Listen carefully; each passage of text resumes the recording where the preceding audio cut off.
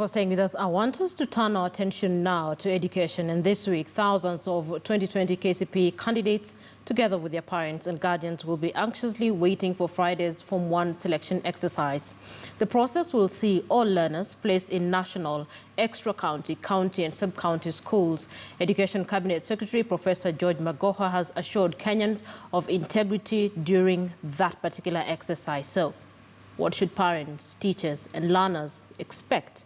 KTN's Shadrach Amiti interrogates. Before writing their Kenya Certificate of Primary Education KCPE examinations, all Standard 8 pupils were given a chance to have a say in choosing where they will spend their next 4 years of schooling. Each one of them chose 4 national schools, 3 extra county schools, 2 county schools and 2 sub-county schools.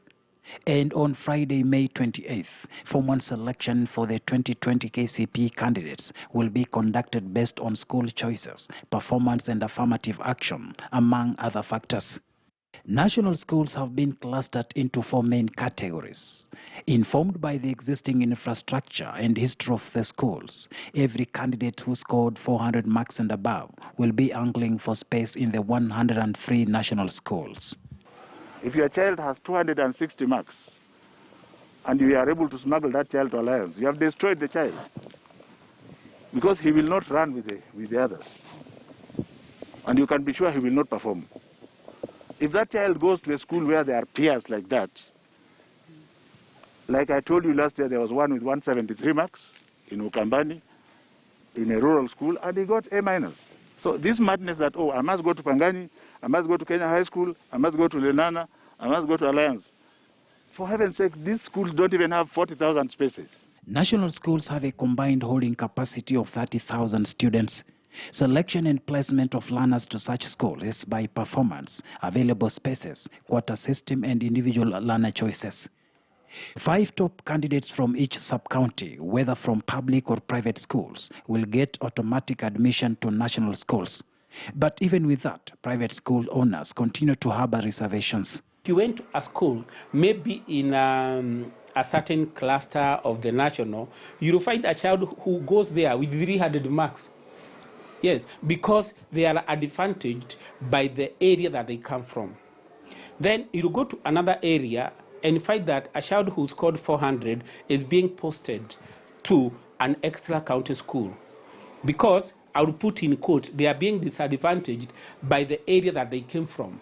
The other thing, which many people don't like hearing about, is the quota system. And whether we like it or not, the quota system must remain. In extra county schools, the selection will be on a 20-40-40 ratio, where 20% will go to host sub-county, 40% to host county, and 40% to other counties. Candidates were required to choose 3 extra county schools on condition that one of the choices be from outside the host county of their primary school. This, according to the government, is to promote national cohesion and integration.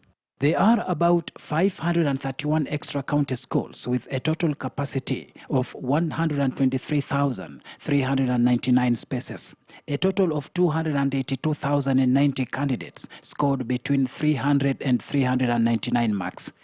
And it is this number that will be fighting for spaces in the extra county schools, with others hoping to be absorbed in national schools too. You realize that that child who would have gone to national school, if the vacancies are not there, they will be placed automatically into the extra county schools, which are equally good. A school like Liruta, Precious Blood Liruta, it has been outperforming the national schools, meaning the schools have not been categorized according to the order of performance. We can say they are semi-national schools, and there are many. Selection and placement of learners in county schools will be shared out among sub-counties on a 20-80 ratio. This arrangement will ensure 20% of places go to host sub-county, while 80% will go to host county and shared out equitably among all the sub-counties therein. There are about 1,032 county schools with a combined capacity of 142,358 spaces. Candidates will not be selected into national or extra county schools, will be considered for placement in any of their 3 county school choices, which will be considered for placement in order of their 3 choices. Nearly half of the 2020 KCPE candidates will, however, be admitted to the 7,325 sub-county schools, which have a combined holding capacity of 685,590 learners.